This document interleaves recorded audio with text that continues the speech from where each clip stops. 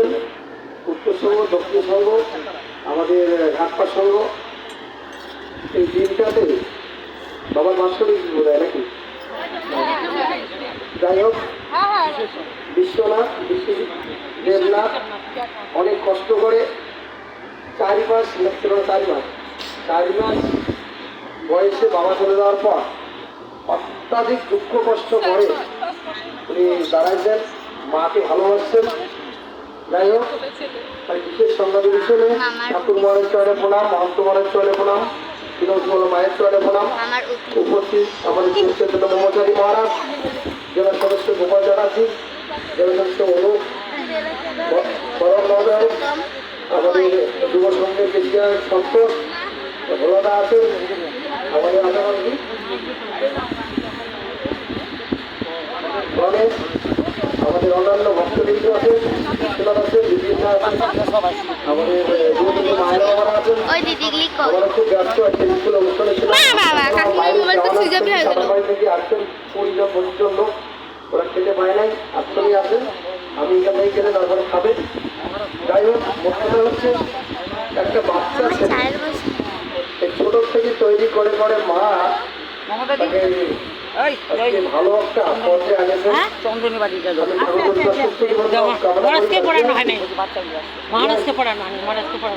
বিয়ে হয়েছে, বৌমা আছেন, একটা সৎ উদ্দেশ্য। কি সৎ উদ্দেশ্য?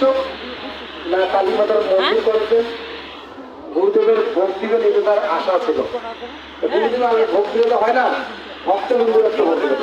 কালকে মা গেছিলেন, ট্রেন এখনো লেট আছে, তখন বলতেছেন তখন থাকতে বলছেন একটা এম বলে আমি ঠাকুর ভোগ দিব। আমার বাচ্চাগুলো আসছেন, মাস্টাররা আসছেন, ঠাকুর ভোগ দিব। ঠাকুর ভোগ দিয়ে আয়োজন করছেন, আপনারা সকলে প্রসাদ নেবেন, সকলে আশীর্বাদ করবেন ছেলেটার যাতে আরো এগিয়ে যেতে পারে। এখানে নিষ্ঠা সবাই আমি বললাম দেব মহারাজকে দিয়ে ভোগ নিবেদন করবেন এবং প্রকাশ ঠাকুরকে তার স্ত্রীদের রান্না বান্না করবেন। এই একটা যে একটা পরিবেশ সৃষ্টি করছে, ভক্তদের জন্য প্রসাদের ব্যবস্থা করছেন, আমার আনন্দ সীমা নাই।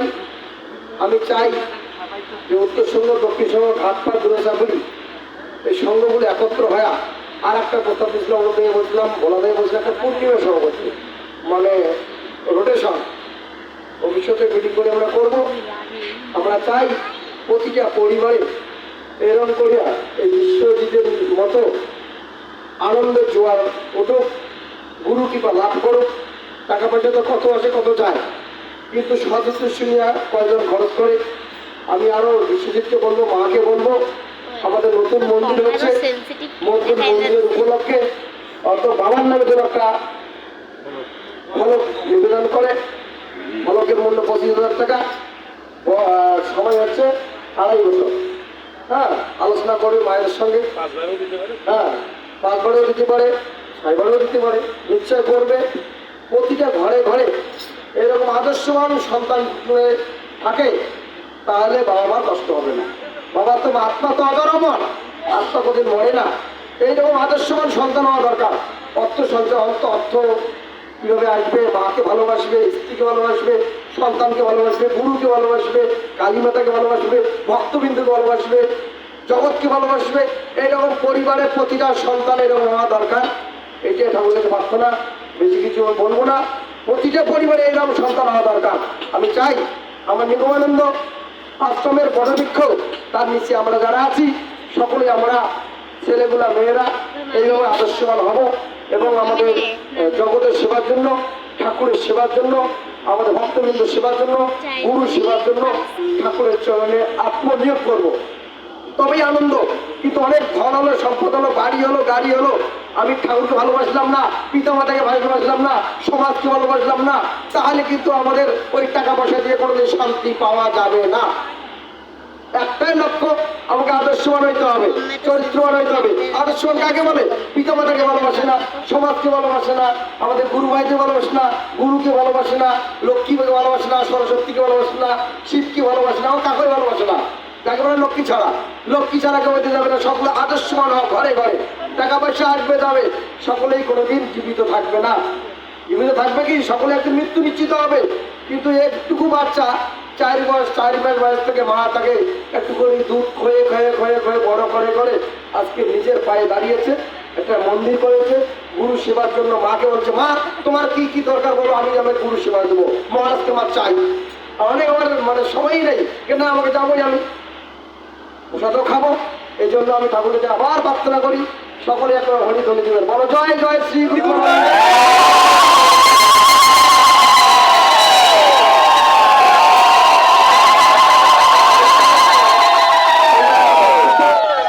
এখানে শেষ করছি, সর্বভারতে সুখিন সর্বসন্ত নিরাময়া পরে ভদ্রাণী পশ্চান্ত মা করছি দুঃখ কবে।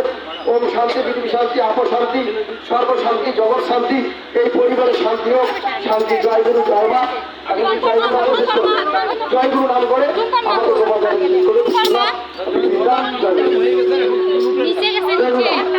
এখন লুটের হবে, লুটের এখন লুট হবে। ঠিক আছে, যুগাতো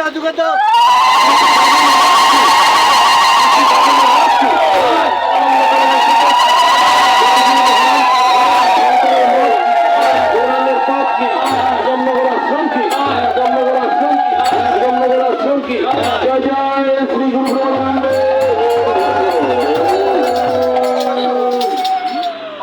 বাচ্চাগুলোকে চন্দন দিয়ে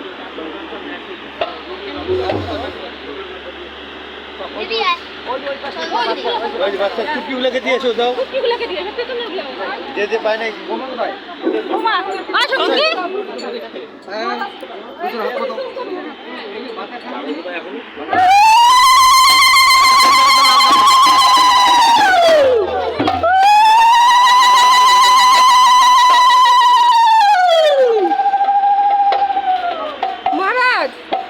মহারাজ লুটের গামছা করে না করবো, আমি না এইটুকু আমাদের আনন্দ দিবেন আমি না খুব আপনি। ব্যস্ত, শুনো না, আজ সময় খায় নাই 20 জনে কোনো, আমি গেলে খাবে। মাথার সঙ্গে রাখো, রাখ বেরিয়ে গেছে হ্যাঁ সেবা নিয়ে তার আমার পিছের গলায় বুঝেন না।